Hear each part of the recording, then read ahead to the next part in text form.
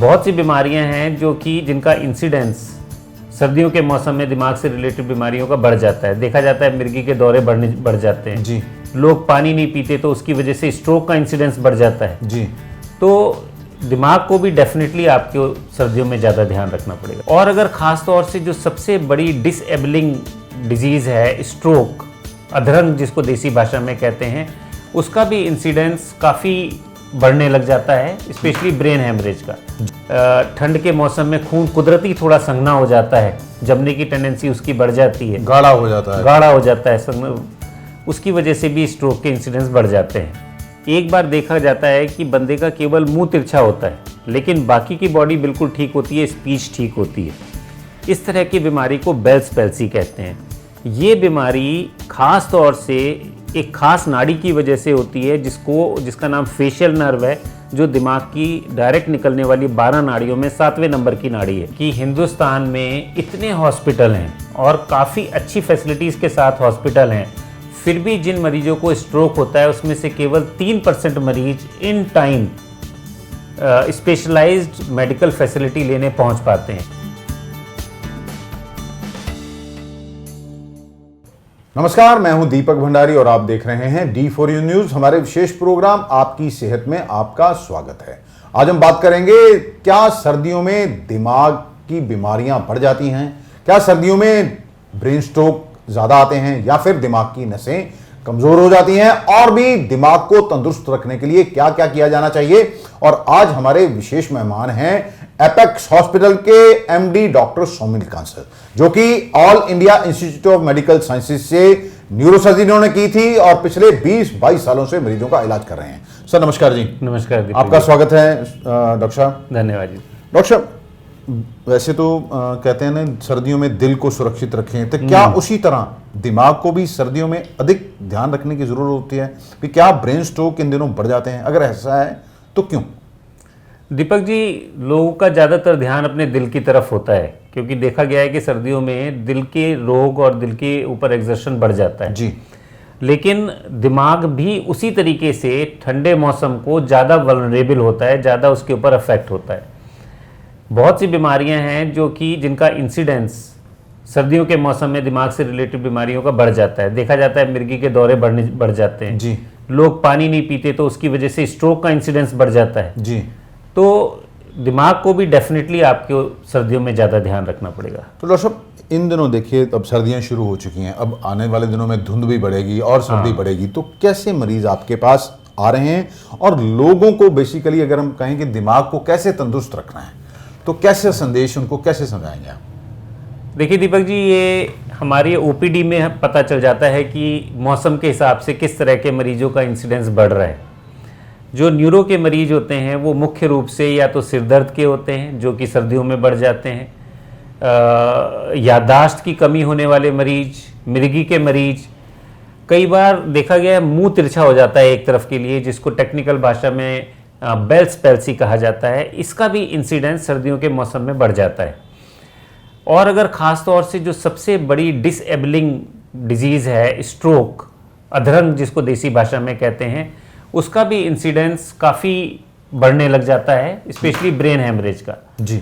जिसके कारण कुछ तो ज्ञात हैं और कुछ ये भी नहीं पता कि क्यों बढ़ जाते हैं। ज्ञात कारणों में कॉमन है, जैसे पानी की कमी होती है, लोग पानी नहीं पीते, ठंड के मौसम में खून कुदरती थोड़ा संघना हो जाता है, जमने की टेंडेंसी उसकी बढ़ जाती है, गाढ़ा हो जाता है, उसकी वजह से भी स्ट्रोक के इंसिडेंस बढ़ जाते हैं। और जो आपने दूसरा इंसिडेंस चीज़ बताई है, धुंध ज़्यादा होती है तो एक्सीडेंट केस, जो हेड इंजरी मेन प्रॉब्लम है एक सोसाइटी की, वो उसके इंसिडेंस भी बढ़ जाता है। अच्छा डॉक्टर साहब, जैसे आपने बताया कि ब्रेन स्ट्रोक ये और अधरंग, मुंह टेढ़ा, तो ये दो चीज़ें डॉक्टर साहब अलग अलग हैं। एक तो क्या ऐसे मरीज भी आते हैं जिनका केवल मुंह टेढ़ा होता है? देखिए आमतौर पे तो होता है, कहते हैं भी अधरंग हो गया, पैरालिसिस हो गया, तो बंदे का एक पासा खड़ा हो गया। तो क्या ऐसे पेशेंट्स भी आ रहे हैं जिनका केवल मुंह टेढ़ा ही होता है, या उनको शुरुआती लक्षण में उनकी जो है जबान जो है थथलाने लगती है, तो इस तरह के उसको क्या संकेत दे रही है बॉडी?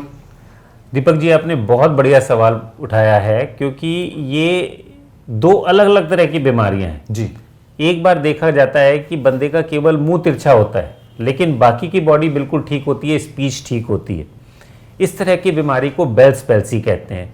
ये बीमारी खास तौर से एक खास नाड़ी की वजह से होती है जिसका नाम फेशियल नर्व है, जो दिमाग की डायरेक्ट निकलने वाली 12 नाड़ियों में 7वें नंबर की नाड़ी है जी। ये नाड़ी एक खास ट्रैक्ट से गुजरती है जो कि कान के अंदर से होता हुआ मुंह के ऊपर आता है। तो ये देखा गया है सर्दियों में कान में होने वाले इन्फेक्शन, खांसी, जुकाम ये ज़्यादा होते हैं जी। तो उसकी वजह से उस नाड़ी में जो कान में से निकल रही है उसमें सूजन आ जाती है, तो इसकी वजह से बेल्स पैल्सी होता है। लेकिन बाकी कोई पार्ट बॉडी का अफेक्ट नहीं होता। अगर बाकी सब ठीक है, फेस पे असर है, आंख बंद नहीं हो रही है, लेकिन माथे पे रिंकल पड़ रहे हैं जी, तो आप समझ जाइए कि ये बेल्स पैल्सी है। जबकि दूसरी तरफ ये इसी तरह की लगने वाली बीमारी एक अधरंग का लक्षण भी हो सकती है जी। जो कि दिमाग की नाड़ी ब्लॉक होने से होता है। उसमें पूरा फेस इन्वॉल्व होता है और से ऊपर माथे पे रिंकल भी नहीं पड़ते, और मोस्टली उसके साथ स्पीच या कोई बॉडी का पार्ट भी इन्वॉल्व होता है। अच्छा डॉक्टर साहब, मैं किसी ने बताया था किसी को हुआ ऐसे तो मुंह टेढ़ा हो गया, तो आज भी डॉक्टर की मुझे बड़ी हंसी आई उसकी ये बात सुनकर। वो कहता कि हम ऐसे एक नीम हकीम बाबा के पास चले गए किसी गांव में, जिसने मुंह टेढ़ा हो गया था, उसने बंदे के मुंह में हाथ डाला और खींच के सीधा कर दिया। तो ऐसी जो चीज़ें हैं, मतलब लोगों को बचना चाहिए। हो सकता है कि 10 में से 2 लोग ठीक हो जाएं, लेकिन बाकी 8 का तो बोलराम हो जाए। देखिए, जो सबसे बड़ी चीज़ है स्ट्रोक में, उसमें हम लोग कहते हैं फास्ट में जो टी है वो टाइम है। फास्ट का मतलब होता है फेस का अफेक्ट, फेस का मतलब मुंह तिरछा हो सकता है, स्पीच जा सकती है, आई पे अफेक्ट आ सकता है, कान पे अफेक्ट आ सकता है, देखने में प्रॉब्लम हो सकती है। एफ सबसे इंपॉर्टेंट फेस है। दूसरे लेवल पे आता है स्ट्रोक में बाजू, आर्म, एक बाजू अफेक्ट हो सकती है या बॉडी का एक पार्ट अफेक्ट हो सकता है, सडन एकदम से वीकनेस आ सकती है। तीसरे नंबर पे आती है स्पीच में अफेक्ट, बोलने में दिक्कत आएगी, बंदा लड़खड़ा के बोलेगा या उसे पता है क्या बोलना है पर वो बोल नहीं पाएगा। चौथे लेवल पे आता है टाइम सबसे इंपॉर्टेंट है। अगर आप नीम हकीम के पास चले गए, अगर आप किसी और ऐसे डॉक्टर के पास जिसके पास इसकी एक्सपर्टाइज नहीं है, और वो जो आपका क्रूशियल टाइम है आपकी रिकवरी के लिए, आपके ट्रीटमेंट के लिए, जिसको पहला 4 घंटा रिकवरी के लिए सबसे इंपॉर्टेंट है उसको कहते हैं, तो फिर उसके बाद उस टाइम को कोई लौटा के नहीं ला सकता और आपकी रिकवरी बहुत बुरी तरह अफेक्ट हो सकती है। अच्छा सर, कुछ ऐसे केसेस या ऐसा कोई डाटा है भी जिनको ऐसे या ब्रेन स्ट्रोक आया हो या जिस तरह आपने बताया मुंह टेढ़ा हुआ हो, तो जो लोग डॉक्टर के पास समय पर नहीं पहुंच पाते हैं, उनमें से कितने के रिकवरी के चांसेस होते हैं, या उनमें से किसी की डेथ हो जाती है या फिर आजीवन तौर पर वह विकलांग, दिव्यांग हो जाते हैं? कुछ ऐसा डाटा है? दीपक भंडारी जी, बड़ी ऑब्वियस सी बात है कि हिंदुस्तान में इतने हॉस्पिटल हैं और काफ़ी अच्छी फैसिलिटीज़ के साथ हॉस्पिटल हैं, फिर भी जिन मरीजों को स्ट्रोक होता है उसमें से केवल 3% मरीज in time specialised medical facility लेने पहुंच पाते हैं। मतलब 100 अगर मरीजों को दिक्कत हुई तो उनमें से केवल 3% पहले 4 घंटे में ऐसी जगह पहुंच पाते हैं जहां पे अधरंग का प्रॉपर इलाज हो सकता है। और इसका कारण ये केवल मरीजों की इग्नोरेंस नहीं है, ये डॉक्टर्स की और जनरल पब्लिक की भी इग्नोरेंस है कि भाई हमें जल्दी से जल्दी ऐसी जगह पहुंचना है। सबसे पहले जब भी मरीज को या किसी भी बंदे को इस तरह का अटैक आता है तो वो सबसे पहले घर के जनरल ट्रीटमेंट करने में लग जाते हैं, उसके बाद वो आसपास के किसी डॉक्टर को कंसल्ट करते हैं। अगर उसको इस चीज़ का ज्ञान नहीं है कि इसके लिए हमें तुरंत की तुरंत टाइम इज़ इम्पॉर्टेंट, एक्शन लेना है, तो फिर वो अपना ट्रीटमेंट करता है। फिर भी ठीक नहीं होने के बाद वो आता है। अगर वो पीरियड, क्रूशियल पीरियड निकल गया तो उसके बाद डेफिनेटली मॉर्टेलिटी मतलब डेथ होने के चांसेस और मॉर्बिडिटी मतलब रिकवरी ना होने के चांसेस बहुत ज़्यादा बढ़ जाते हैं। मतलब फिर आजीवन उसे उसी तरह गुजारा करना पड़ता है। बिल्कुल बिल्कुल बिल्कुल उसी तरह। तो डॉक्टर साहब, कई बार ये भी देखने आए हैं, देखिए कि लोग इसलिए भी हॉस्पिटल में नहीं जाते, उनकी एक धारणा बन गई भी इलाज बहुत महंगा हो गया है, जाएंगे तो पैसा बहुत खर्च होगा। भले ही कहते हैं कि पैसे के पीछे भागता रहता है आदमी, तो और बाद में सेहत खरीदने के लिए जब सेहत ठीक करने की बात आती है तो पैसा खर्च करने में भी उसको दिक्कत रहती है। देखो भंडारी जी, ये तो बहुत रिलेटिव चीज़ है, बहुत सब्जेक्टिव चीज़ है। इसमें आप कंपेयर कीजिए कि आप गवर्नमेंट फैसिलिटी में जा रहे हैं और प्राइवेट में जा रहे हैं। गवर्नमेंट का सारा खर्चा गवर्नमेंट ने देना है, डॉक्टर्स की फीस भी गवर्नमेंट ने देनी है। इसके बावजूद भी गवर्नमेंट हॉस्पिटल आज की डेट में फ्री नहीं है। इसका मतलब एक बेसिक खर्चा हर चीज़ के पीछे आता है। अगर आप प्राइवेट हॉस्पिटल में अच्छी फैसिलिटी तुरंत इमीडिएट अटेंशन के लिए जाते हैं तो उसके लिए वहाँ पर 24 घंटे डॉक्टर रहता है, 24 घंटे नर्सिस की एक टीम रहती है, इंफ्रास्ट्रक्चर रहता है, मशीनें रहती हैं, हर चीज़ को मेंटेन करने का खर्चा आता है। इसके बावजूद भी प्राइवेट हॉस्पिटल वाले ये कोशिश करते हैं कि कम से कम खर्चे में मरीज को तसल्ली करा के भेजें, बिकॉज जो मरीज ठीक होके जाएगा, खुश होके जाएगा, खर्चा भी कम होगा, उसी से आपको आगे चेन बननी है, मरीज के बाद मरीज आना है। बिल्कुल आपकी बात ठीक है। देखिए यहाँ अगर हम अमृतसर के सरकारी अस्पतालों की बात कर लें, 2 बड़े हॉस्पिटल हैं, गुरु नानक देव हॉस्पिटल है और एक सिविल हॉस्पिटल है। दोनों में न्यूरो सर्जन तो है नहीं, मतलब सुपर स्पेशलिटी नाम के तो हैं, लेकिन इक्का दुक्का को छोड़कर कुछ भी वहाँ पर अवेलेबिलिटी नहीं है। और सब अगला मेरा ये है कि लोग चक्कर आने को लेकर, उसका रिलेशन भी सर कुछ दिमाग के साथ है या इसको सर्वाइकल के साथ जोड़ देते हैं ये लोग? भंडारी जी, ये जो चक्कर का चक्कर ये बड़ा कॉम्प्लिकेटेड है, इट्स नॉट दैट इजी। चक्कर आने के बहुत से कारण हो सकते हैं, जैसा आपने अभी मेंशन किया, सर्वाइकल वेरी कॉमन कारण, लेकिन एक खास तरह का चक्कर होता है जिसको बहुत लोगों ने एक्सपीरियंस किया है। जब मरीज लेटता है, एक साइड में पोजीशन करता है तो उस साइड में तो बहुत भयंकर चक्कर आता है, वो सीधा हो जाता है या दूसरी साइड में पोजीशन कर लेता है तो वो ठीक हो जाता है। इसका एक खास नाम दिया गया है पोजिशनल वर्टाइगो जी, पोजीशन आने पे होने वाला चक्कर। इसका कारण सर्वाइकल नहीं होता, इसका कारण होता है दिमाग की 8वें नंबर की नाड़ी जो डायरेक्ट हमारे बैलेंस को कंट्रोल करती है। तो एक तो ये चक्कर हो गया। एक चक्कर होता है जो आपने बताया सर्वाइकल का, वो कहीं ना कहीं गर्दन की मूवमेंट के साथ एसोसिएटेड होता है। किसी गर्दन के मूवमेंट के साथ वो एकदम से चक्कर आएगा, उसके बाद वो थोड़ी देर बाद जब पोजीशन ठीक हो जाएगी तो वो ठीक हो जाएगा। चक्कर आने का इसके अलावा एक और तरीका होता है जो दिमाग का छोटा दिमाग है दिमाग के अंदर, जिसको सेरेबेलम कहते हैं, वो दिमाग के पूरी पोजीशन को कंट्रोल करता है। अगर उसमें किसी तरह का कारण हो जाए, कोई ब्लॉकेज आ जाए या कोई नाड़ी फट जाए, तो मरीज को हमेशा चक्कर आता रहता है। वो चलेगा तो भी उसको चक्कर आएगा, वो बैठा रहेगा तो भी चक्कर आएगा, और वो लेटेगा तो भी आएगा, और साथ में काफ़ी उल्टियाँ भी आएंगी। तो ऐसे मरीज को डॉक्टर फिर क्या करना चाहिए? हाँ, देखिए, जो बेनाइन पोजिशनल वर्टाइगो है उसकी दवाइयाँ हैं, वो ठीक हो जाता है। सर्वाइकल है, सर्वाइकल का इलाज करेंगे, वो चक्कर ठीक हो जाएगा। जो सेरेबेलम का चक्कर है उसके लिए बड़े इंटेंसिव ट्रीटमेंट की ज़रूरत होती है और इमीडिएट अटेंशन की ज़रूरत होती है, वरना वो लाइफ लॉन्ग हो जाता है।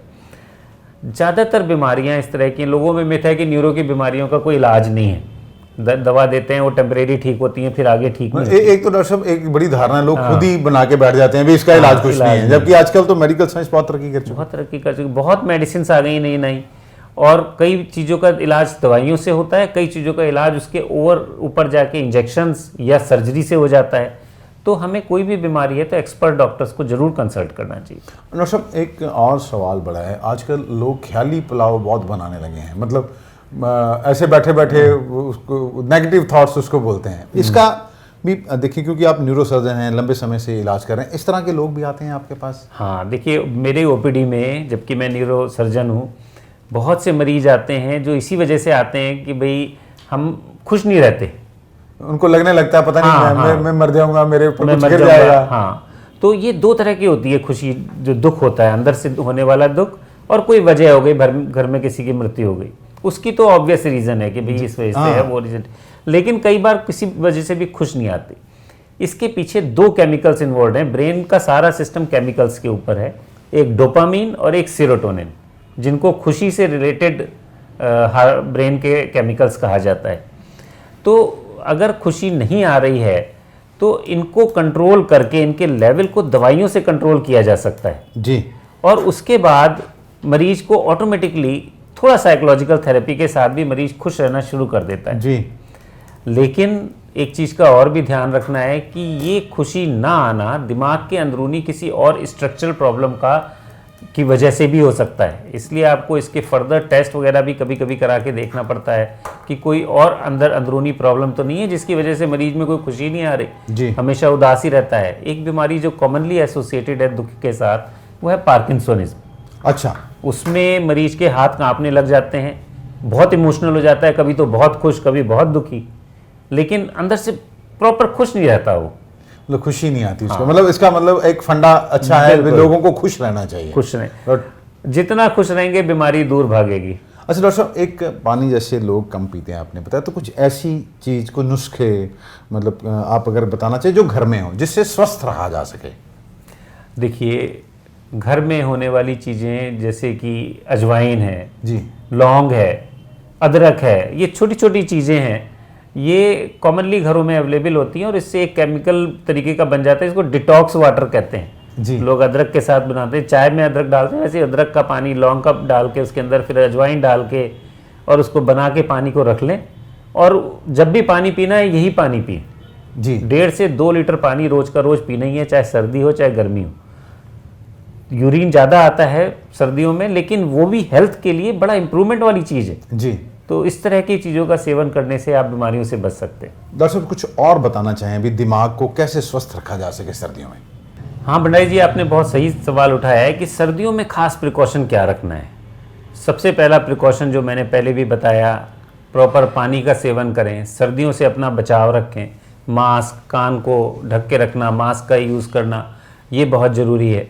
सर्दियों में 2 व्हीलर्स पे स्पेशली आपकी बॉडी को ज़्यादा ठंड लगती है, आपने हेलमेट का प्रयोग करना है, जो केवल आपके सिर को ही नहीं बचाएगा एक्सीडेंट में, वो सर्दी से भी आपके सिर को बचाएगा।